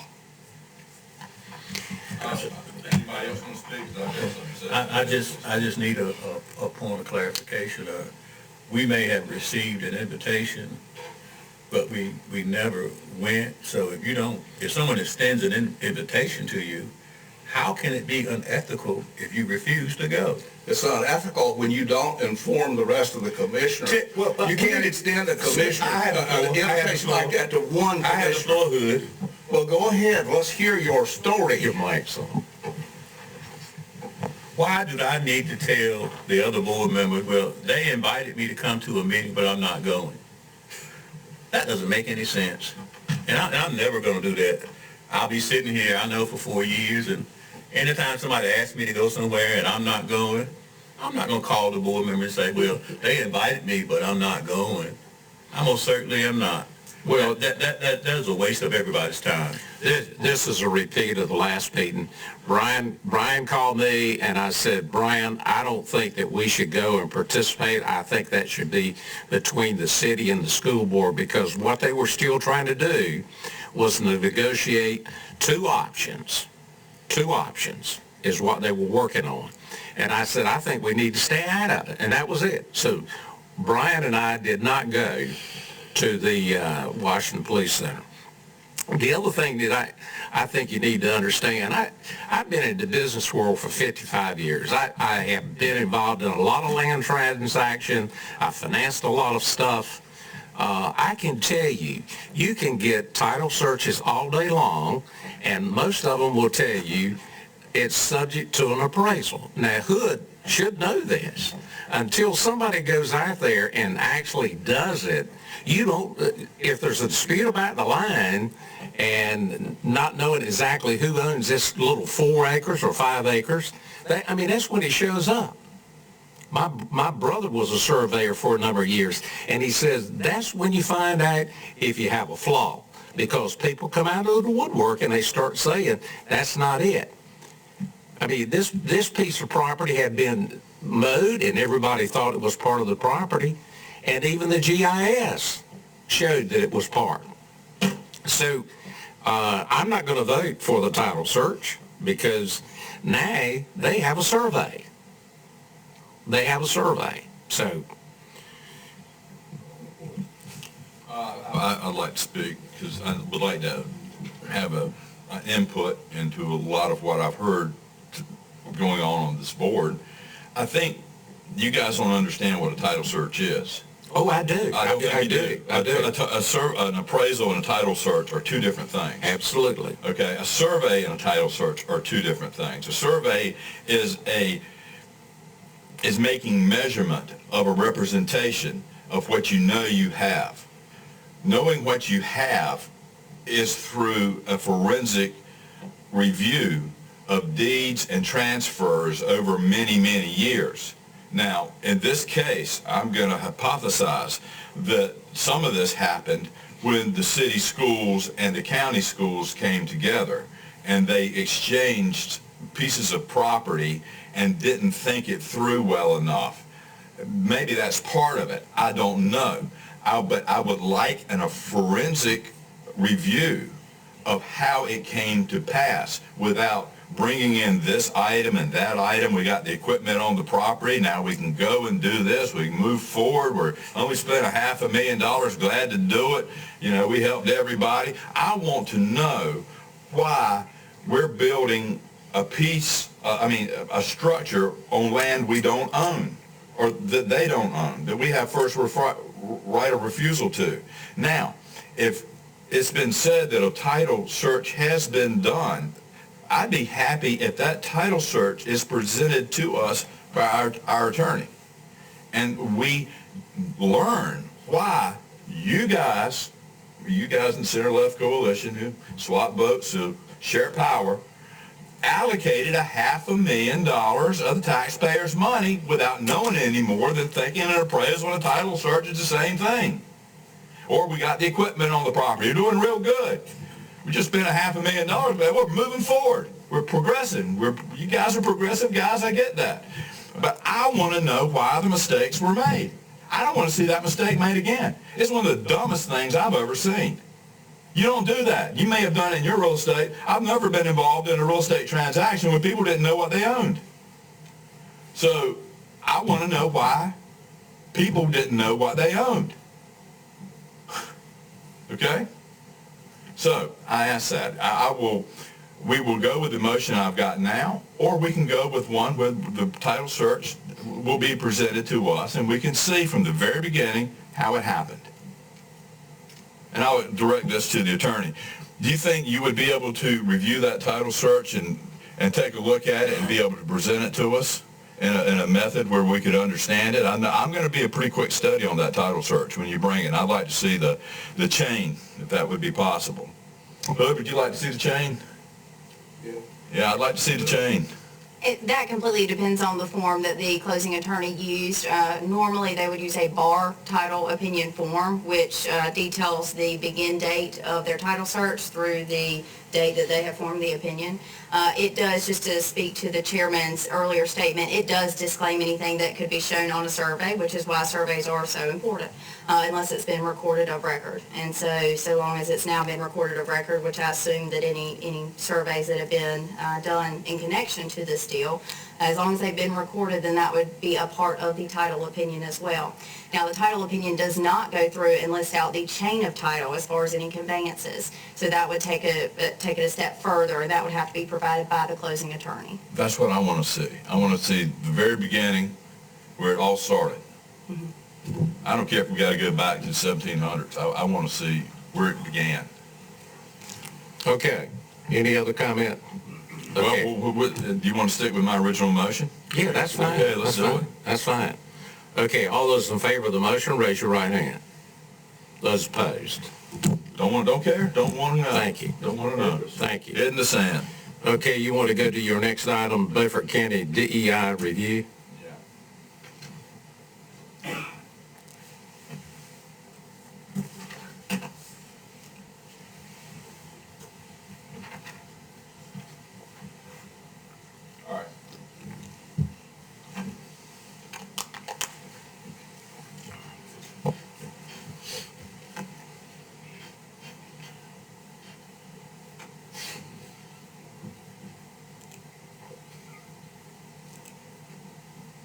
All right, DEI, diversity, equity, and inclusion, is one of the grand misnomers in American history, whence DEI does not necessarily provide an environment of social justice, but more often than not, just the opposite, allowing for biased discrimination in hiring and advancement of position. Rather than promoting meritocracy, the implementation of DEI promotes mediocrity. And in many government positions, where it is essential to have the best talent firmly in place, working diligently to keep our people safe from the evils of this temporal existence, the implementation of DEI and hiring has proven to be an extreme negative in serving the public's benefit of advancement of position. I'd like to ask our county management, is DEI being implemented in hiring or promotion of a position in Beaufort County at this time? Look, Commissioner Etheridge, what I'll tell you is I don't understand your DEI stuff, but what I will tell you is that in your personnel manual that the board approved, you have an equal opportunity employment policy. And it says it is the policy of Beaufort County to maintain a systematic, consistent recruitment program to promote equal employment opportunities and to identify and attract the most qualified applicants for employment with Beaufort County. This policy is to be achieved by announcing position vacancies and by evaluating all applicants using the same criteria.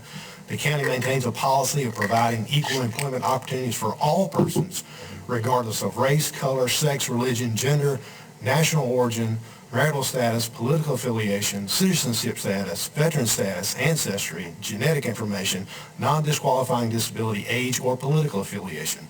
Equal employment opportunities extend to all aspects of the employment relationship, including hiring, transfers, promotion, training, terminations, work conditions, compensation, benefits, and other terms and conditions of employment.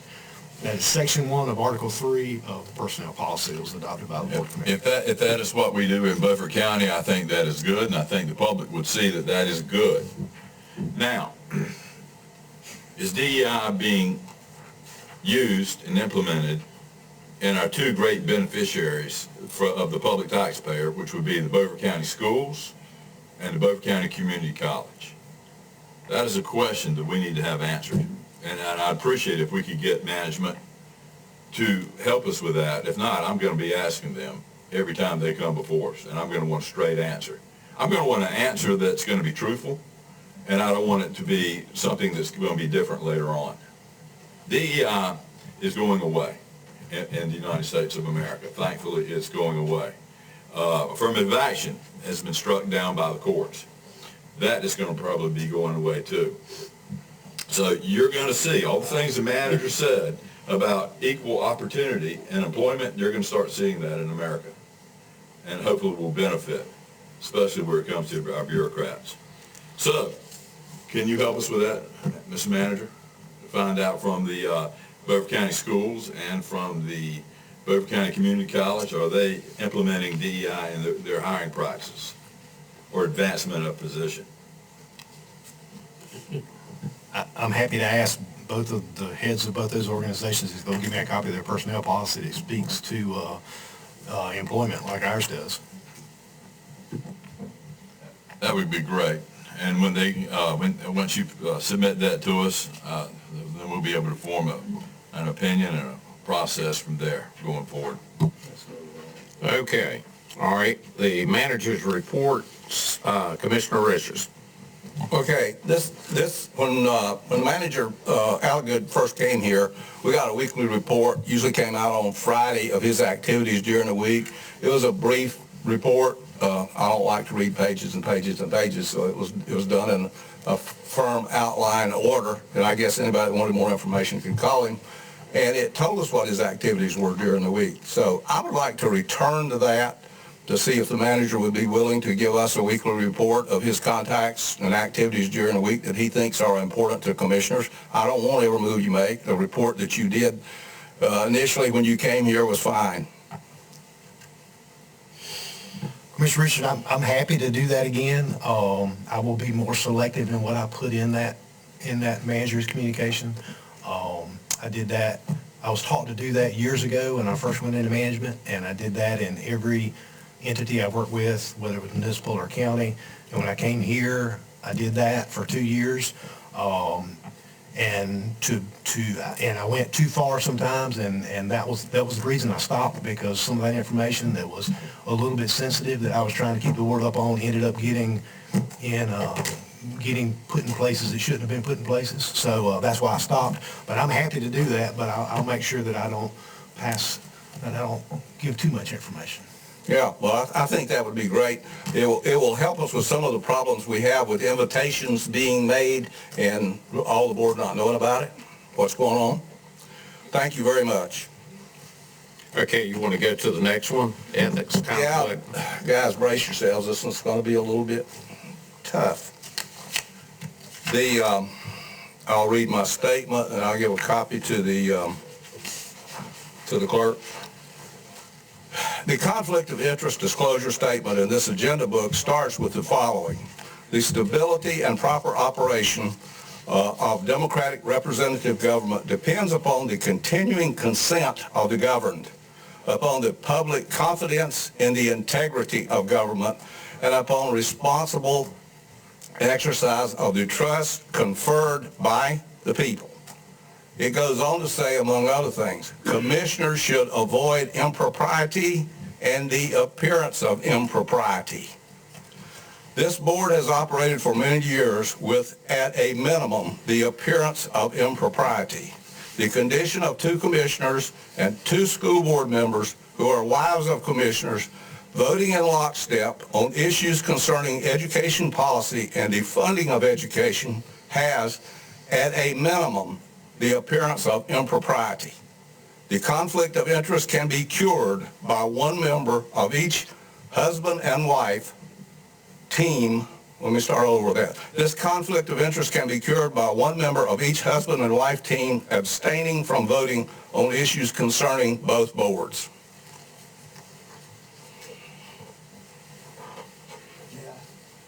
Yes. Well, to tell you up front, hit that right there so you can hear me good. To tell you up front, I'm not going to abstain from voting. That is my right, that's my privilege. And I'm going to take you back to some memories. When my wife was first elected to the school board, our attorney at that time was Mr. Mayo. Mr. Mayo done the search at the Institute of Government, called different people attorneys, and asked was there anything unethical about she being a school board member and me being a county commissioner. North Carolina School Board Association said no, it's not. The North Carolina Institute of Government said it is not. The only thing that I can not vote on is her salary. She do not benefit from what's being taught. She's not a teacher. And when times come for her to get a raise, I do not vote. And to answer your question, no, I will not abstain. And unless you can find a law that says I have to, and I'm not, and then I would argue it. So to answer you plainly and up front, so you won't have to bring it back next month, no, I'm not going to do it. My constituents voted for me to do what I do, not because I was married to somebody on the school board. My recommendation to Mr. Richardson is have his wife run for school board.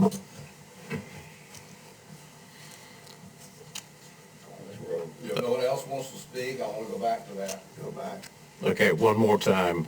No, as many times as we need to, Mr. Chairman. You're not going to throttle this meeting and shut me down. No, I'm giving you one more time to go back You're at it. giving me. Thank you, King Frankie. Yes. Now, You turn your mic on so what I'm going to here is not what happened when these people were elected to office, because conditions were of a certain venue at that time, and people were taken as going forward with their honesty and behaving in an appropriate manner.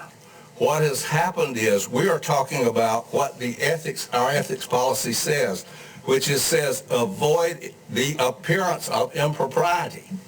This has the appearance of impropriety when the husband and the wife vote for the same item the same way over and over and over again. It is improper. And when we talk about ethics, and I need to go back to the front of my book here a minute, we're talking about right and wrong. We're talking about moral and evil. Ethics is not necessarily law, but it is right and wrong. And that's what we're talking about. The taking advantage of position to confer a certain policy upon the public by these couples. And it has the appearance of impropriety, and therefore it is unethical. And let me finish this one. Okay. As I forestated a few months ago, when it comes to, I will put my ethics and against anybody on this dais. But I'm going to do it again since you forgot it. Tandy wasn't here. Everybody, I don't know whether he has or not, everybody up here has been certified to do something. You're the only person sitting up here that has been censored or anything, and that's public record, but I wouldn't say it because you believe in running up to the courthouse starting stuff. And if there's anybody up here any more unethical and lower than you, I want to see him. You just the lowest you can be. You is a scum. You just violated the ethics rules right there, which shows me that you have absolutely no concept of ethics. I'll make one short statement about what you said. I didn't have any problems with my license until I ran against Mark Bass. He done it. Yeah, he did it. I can pretty much show you what happened. Well, what you...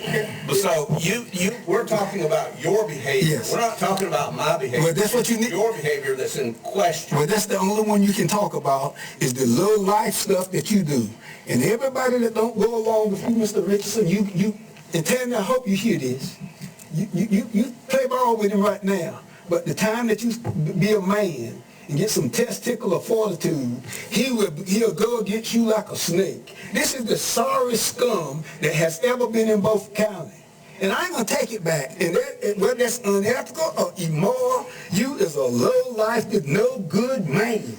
Now tell me to take it back if that's unethical. I will not do it. Okay, gentlemen. I've got something I want to say. Really, I would like to pose it as a question. When was Hood censored? I've been a commissioner a long time. When was it censored? Since you don't know. Can you please tell me? You would know. Well, since your mind is clear and clean and very wise, would you please tell me when that happened? I mean, you made a big discussion about it. You called him the lowest vermin that's ever been on this board, something to that effect, and you meant it. Can you please tell me when that happened, how it happened? He just told you when Mark Bass not going to live. But since you made the allegation, can you please tell me? Gentlemen, we're going to go to the next item. We're going to go to the next item. We're going to the next item. I'd like to know. I mean, disparagement. We're going to take a recess. Let's take a recess. Well, I think you guys need... We reconvene. We're going to go to the next item unless you want to make a motion. I want to make a motion. Okay. I'll entertain the motion. All right. Maybe not a motion. I'll entertain a motion. Suggestion.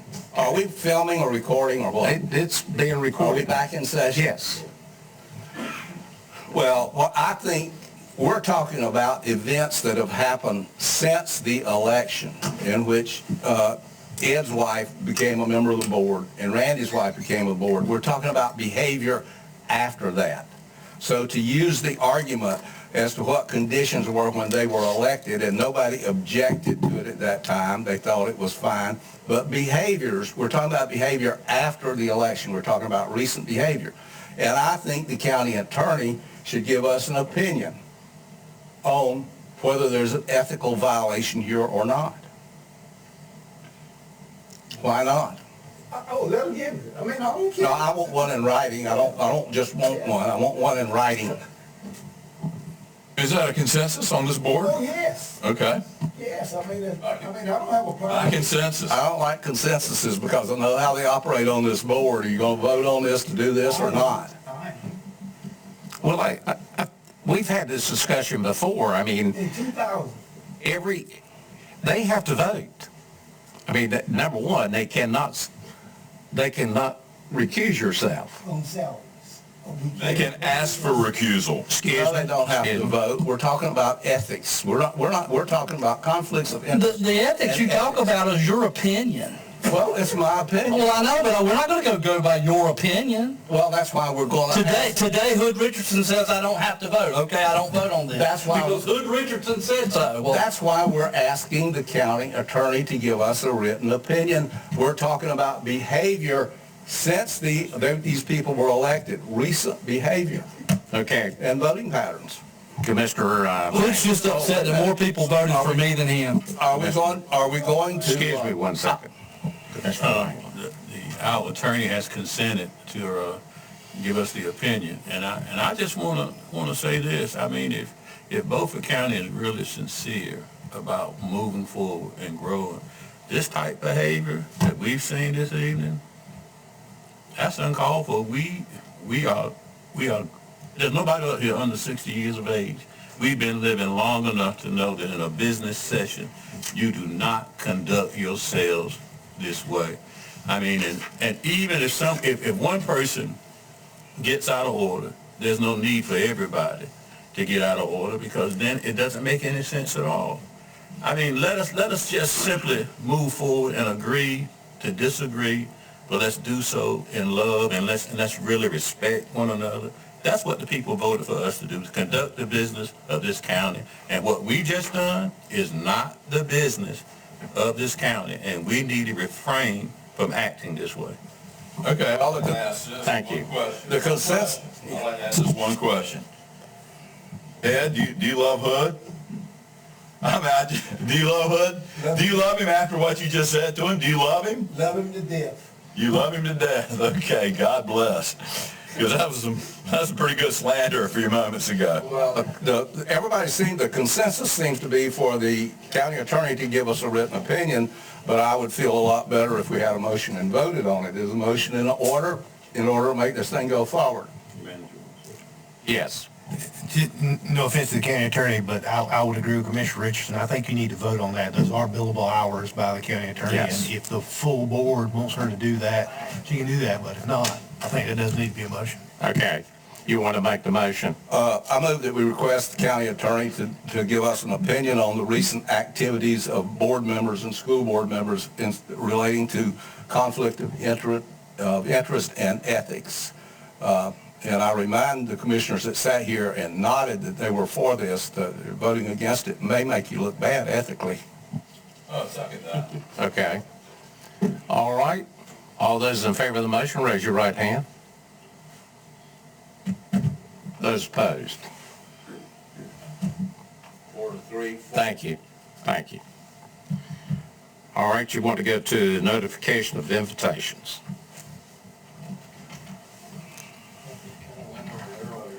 Where am I? What page are you on, Chairman? 217. Well, let's see. Oh, okay.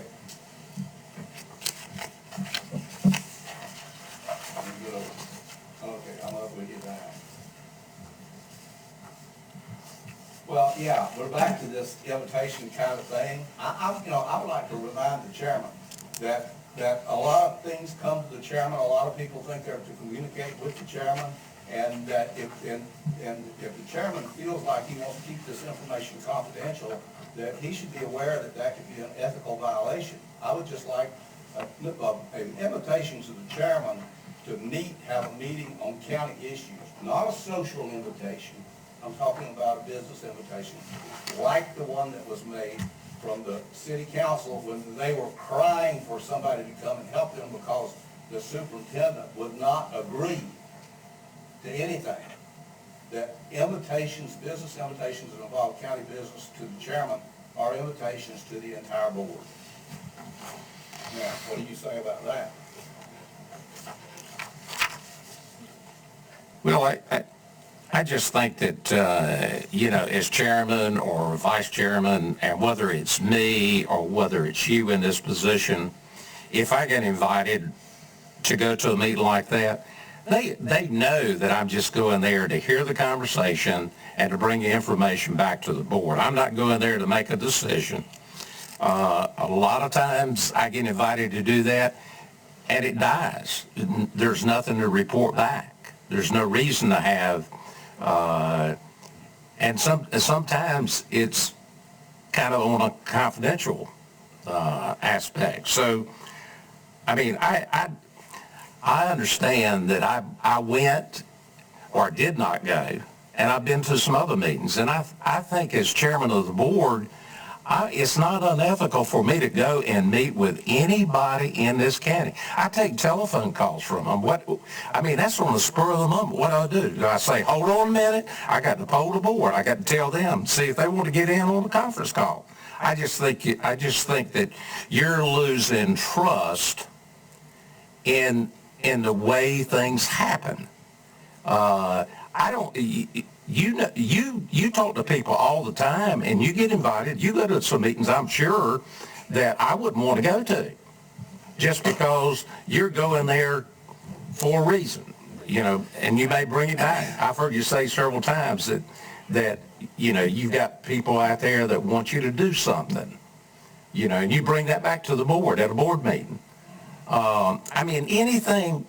Anything that, I know where the line stops. So up to this point, I don't think I've ever done anything in 10 years that's unethical as it relates to the leadership of this board. So, Mr. Chairman, I just want to go on the record that I'm saying that you are totally wrong and misguided and you do not understand what the function of a chairman and the leadership that's to be provided by a chairman is. Well, You are totally lost. I disagree with you because I know how far I can go and the purpose of me being at a meeting, and I've done it for 7 years that I've been chairman.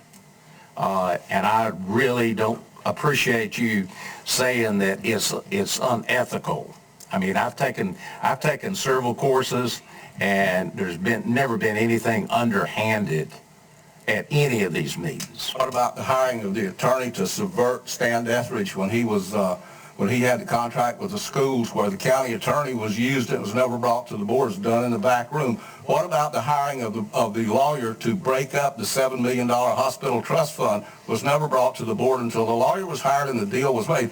Don't sit there and tell me you're ethical. I'll remind you that was a hospital authority, and you had nothing to do with that. I was chairman of the hospital authority, and I did not know about it, sir. You may keep sitting there telling people this was after things. you got off of it. No, sir, we're in the line now. We're beyond ethics. Well, anyway. I'd like to say one thing. A lot of it's been said to me over the years, many years I've served with Commissioner Richardson, and to me, in a lesser extent, on some months, if Hood Richardson didn't bring his items to the board to discuss, in all transparency, myself, much lesser extent, in all transparency, we'd have no meeting at all. Certainly nothing worth listening to. And then we get shoved off to the back of the meeting when people are gone, but we talk about some real issues. Now, if Hood hears something somewhere and he thinks it's important, he brings it to the board. You guys don't like it, you vote against it, but Hood brings it to the board. Frankie, you came to us last year and bragged about how you, years ago, had gotten started with the state of North Carolina's idea that we should be taking this gambling money and building these new schools because it's free money. You came to us and said that was the thing to do after you worked on it for a year and a half. You had a year and a half to figure out that title was bad. You had a year and a half to figure out you don't build a school at the lowest point of the lot. You had a year and a half to know that $383 a square foot is a lot to pay for any school to be built. And that price will go down. It's starting to already. So you had all this time to come back to the board and talk to us. You talked about this summer how they were going back and forth about Kugler Field. That was never brought to the Board of Commissioners in open session. Open sessions where the people get to see what's going on. And in the back rooms where you know what's going on. You and the center-left coalition where you guys swap votes and share power. You got this guy on the outside. We care about title searches. We care about things being done in a right order. We care about the way business is supposed to be done as per general statute. Not some attorney you hire that will say and do anything you want him to do. Now, government in the United States of America, in North Carolina, and particularly in Beaufort County, is at an all-time low. And changes are going to be made now. Republican changes. I know you're a Democrat, but Republican changes are going to be made. And you better get with the program. I know I have. He has, and he has. Thank you very much. Thank you very much. Here again, I want to repeat.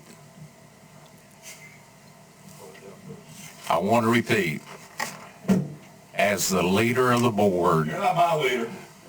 I would ask that you listen.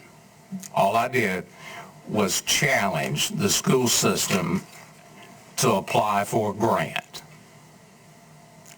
And it may have taken them 2 years, 3 years, whatever the time frame is. But there was no backroom decision.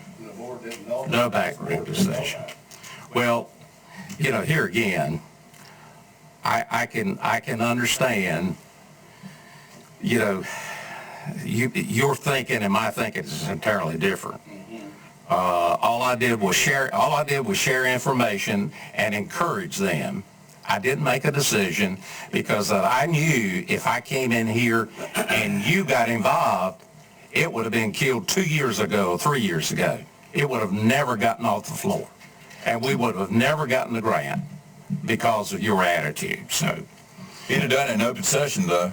All right. You want to go to... You want to go to the special meeting notice? Well, I'll just accept the clerk's, because I think she's probably one responsible, that the last special call meeting where we voted on the $500,000 was properly called, it was properly advertised. I did get, the reason I brought this up, I got complaints from people on the sunshine list that they weren't notified. The sunshine list is a two-step process where they have to go back in and confirm their email address. And I believe, I need to check on this one, I should have checked it this morning, I apologize, but I think it has to be renewed every so often, and I think it's every year or two. But if they have not done that two-step process, they're not going to get those emails.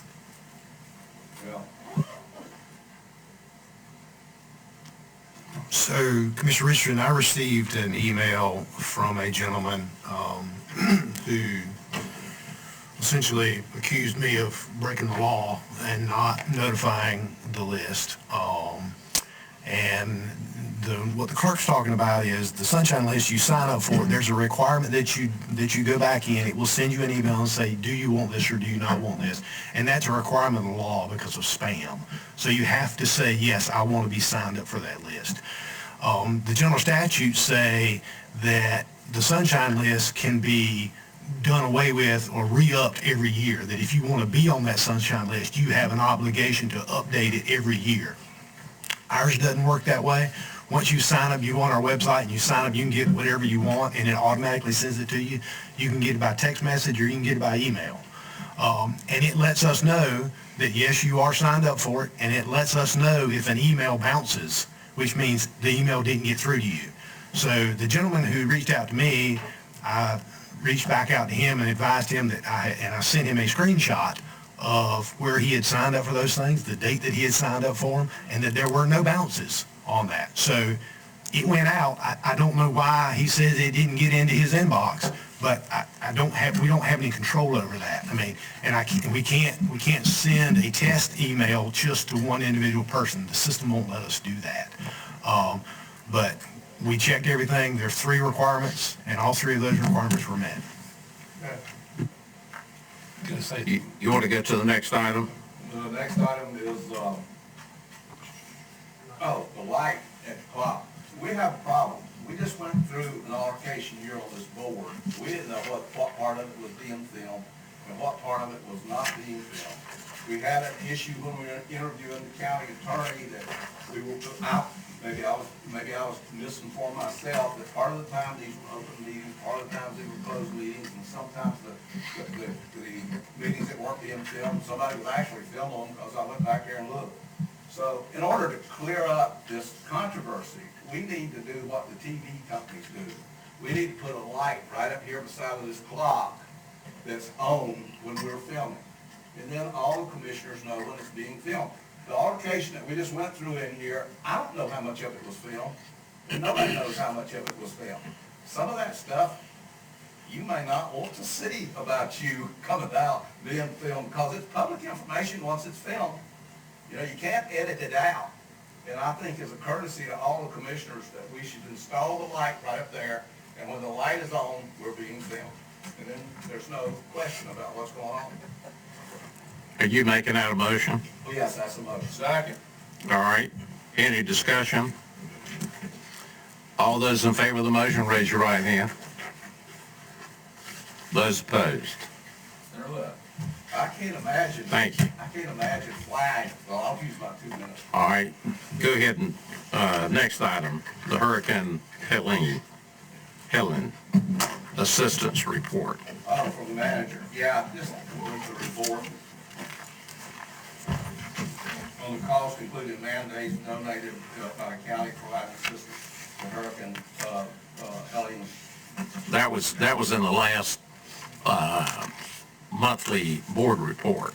Yeah, so the only follow-up I have on that, Commissioner Richardson, I did speak to the sheriff. The sheriff said that they did receive a mission number for their work.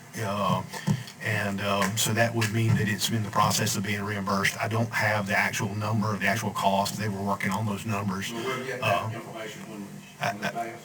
Yeah, I think the chief deputy said they were working on that, so. Okay, you want to go to the Beaufort County Schools discussion? Well, I think what I see going on in the school system and the lack of discipline on the Board of County Commissioners, to say nothing of the school system, I would like to see a hard copy of the school's annual audit. Now, we started asking for this back the 1st of January, and we've had one excuse after another as to why the audit's not available. So I would request that the manager acquire for each member of this board a hard copy of the school audit so that we can see what's going on over there.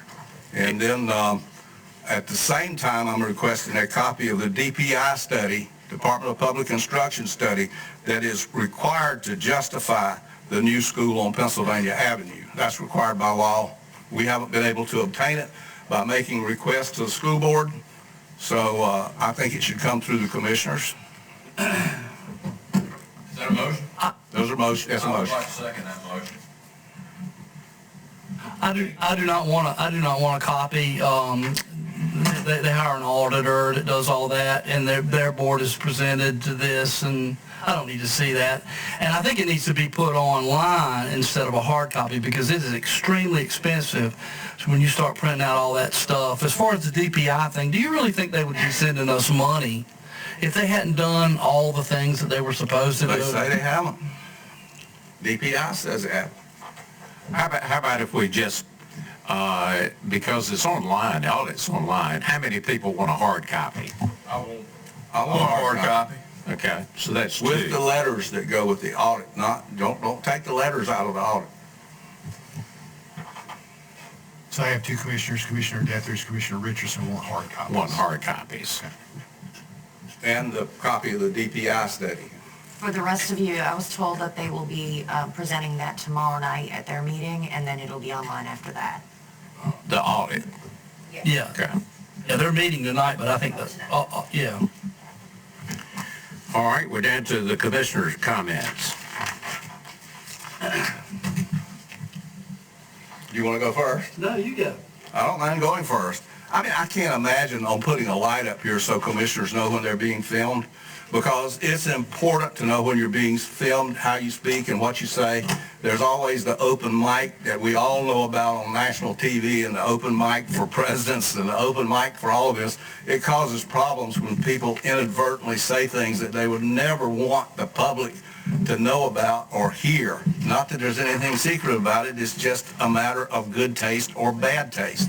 And I am absolutely amazed that these commissioners want to play this game of secretly recording this meeting with the public knowing what's going on and the commissioners not knowing when it is being recorded.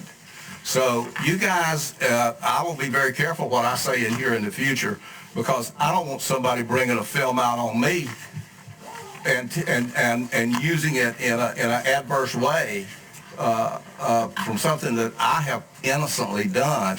And quite frankly, you're using extremely bad judgment if you don't do the same thing for yourself. Brandon's doing a good job back there. He's got a lot of buttons to push and dials to spin, and he does a good job with it. To only accurately do this, that his record button would have to be synced in with this light.